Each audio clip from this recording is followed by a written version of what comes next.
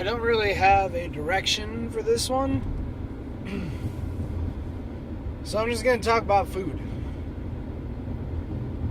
I usually eat lunch at the school. Well, I always eat lunch at the school. But I usually eat the food that the school provides. Because they're not bad. The lunches are not bad. But, I don't know if I've talked about this before or not, but the school charges teachers for their lunch. The kids get a free lunch. Now, last year was the first year that they did this. Before that, the kids had to pay like $1.15 per lunch or whatever. And they had to put money on their accounts, and they scanned their little cards to take the money off of their account each time they ate. Well, now the lunches are free for kids through some grant. Some money came up somewhere, and the kids get free lunch. We're in Illinois. We don't have any money for that. So I don't know where the money came from. But anyway, the teachers still have to pay. Kids get free lunch, teachers have to pay. But not only do they have to pay twice as much. And they get the same amount. So, sometime last year, one of the lunch ladies finally asked me if I wanted extra. If I wanted more. If I wanted something in addition to what they typically serve. So if it was a hamburger, they asked if I wanted 2 patties or an extra burger or whatever. Or if it's chicken nuggets, they'll put more on my tray than the kids' tray. And I was like, you know what? That makes sense. So I don't feel bad about saying yes or even asking for more because 1, I'm paying for it. And 2, I'm paying twice the cost of what it would cost a student if they actually had to pay. So it makes sense for me to get more. So a lot of times the teachers give me a hard time for this. The other teachers, they're like, oh, I have to go through after you so that they see that I want more too. Well, really, you just got to ask. Say, hey, could I have another one or some more French fries or something like that? And I'm sure they would happily oblige. Well, the lunch ladies have now started taking some liberties. So one time when I walked in, one of them, the one that I would be served by first, took the entire tray. They have them in like these catering trays with the heated base. And she went to just lift the entire tray up and set it on my tray. Now she was joking, obviously, but I wouldn't eat, 150 mini corn dogs or anything like that. But we got a good kick out of it. It was funny. We laughed. We enjoyed it. But today, well, let me back up a little bit. So the teachers give me a hard time about that sometimes. But, whatever. I'm going to eat what I'm going to eat. I'm hungry. I'm going to eat. But sometimes they serve something that I just don't like. And so I won't have it. There's not a lot that I don't like. There are 2 main things in this world. Actually, 3 main things. 3 things that exist that I've tried so far that I don't enjoy eating. One of them is a condiment. Mustard. I like spicy brown mustard, but I like it on sandwiches specifically. Okay? I'm not just going to go and dip something in spicy brown mustard. But regular yellow mustard, no matter what it's on, I don't like it. Now, if I forget, like at McDonald's, to tell them, please no mustard, then I'll still eat the burger.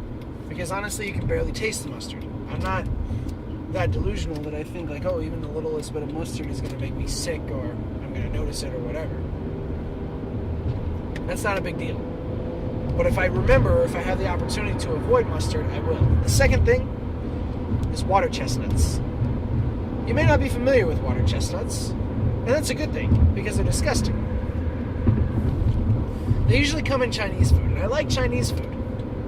But water chestnuts are similar, in my opinion, to radishes. I don't mind radishes, especially in salad and sliced. I'm not going to go and like pop a whole radish in my mouth and enjoy it. But water chestnuts, when you bite into them, there's a texture that's almost like styrofoam. They have no taste, and so they take on whatever taste of the stuff that they're in, but it's every single taste of the stuff that they're in. So, like, if you get a Kung Pao chicken and it comes with water chestnuts, not only does it taste like chicken, but it also tastes like Kung Pao, and it also tastes like sugar snap peas, and it also tastes, I mean, it has every single taste. And while obviously all food mixes together in the end, if you know what I'm saying, you don't want it that way in your mouth. Water chestnuts are just gross. And mostly it's just the texture thing. I don't enjoy biting into styrofoam and not being able to taste anything. The third thing is pepperoni pizza. I like pizza, I like pepperoni, but I don't like them together. I almost always get acid reflux after eating it. The oil or grease that pools in the little cupped pepperonis after you cook them is gross. Like, it's just nasty to think that you're drinking solid liquid, straight up grease. So that's disgusting.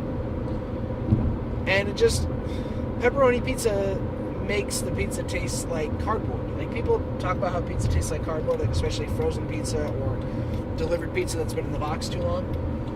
I've never had that problem. But pepperoni pizza tastes like cardboard. Spicy cardboard. So those are the three things that I don't like. Mustard, water chestnuts, and pepperoni pizza. One of the things they serve at school is what's called French bread pepperoni pizza. It's these little diced up pepperonis on top of a slice of French bread with cheese and sauce on it. And I can see how some people would enjoy that. That's totally fine. I don't see that that's a disgusting idea for food. I just don't like it. So on those days, I'll either bring something or go to Subway and get a sandwich or something like that. Today was French bread pepperoni pizza for school lunch. So I brought a frozen single-serve entree. It's a new one. They were on sale, so I bought it. It's called Eating Well. And it's supposed to be these, like, well-packaged, fresh ingredients that taste way better. And they look really, really good. And it was in what was called Korean-inspired beef. So it had, like, a Korean-style barbecue beef with spinach, rice, carrots, and mushrooms. And they were all in, like, their own little sections. You just microwave it for a few minutes. So I took the frozen one out of the freezer this morning, put it in my lunchbox, and kept that in the fridge at school so it would have time to thaw, and then you don't have to microwave it as long, which was nice. So it only took about 4 minutes in the microwave. But as I'm heating it up, one of my colleagues goes, "What are you cooking?" And this is a guy who doesn't like much of anything. He's a very, very picky eater. I give him a hard time sometimes about not liking anything green. And essentially that's what it is. He doesn't like green things. He won't eat lettuce, green beans, peas, spinach, anything green. I don't know if it like green M&Ms or Skittles bother him, but he's on a new health kick diet plan right now, and so he's doing mostly protein shakes. More power to you. But I was cooking it and he smelled it and he goes, "What are you cooking?" I said, "It's Korean beef." I said, "I'm sorry if it offends your olfactory senses." And I talked about smell this morning, and so he's like, "Yeah, it kind of does." So we had a joke about it, and it was my lunch, so I was gonna microwave it, heat it up, and eat it. Like, I didn't really care if it was gonna smell to anybody, but I guess it did. And then the funny part was later, one of the other teachers came in. She goes, "Oh, it smells good in here." Mike didn't think so. That's his name. His name's Mike. What's up, Mike? If you ever happen to see this. But that's my food talk for today. We're running on pretty close to 10 minutes right now, so I'm going to sign off and see you in the morning.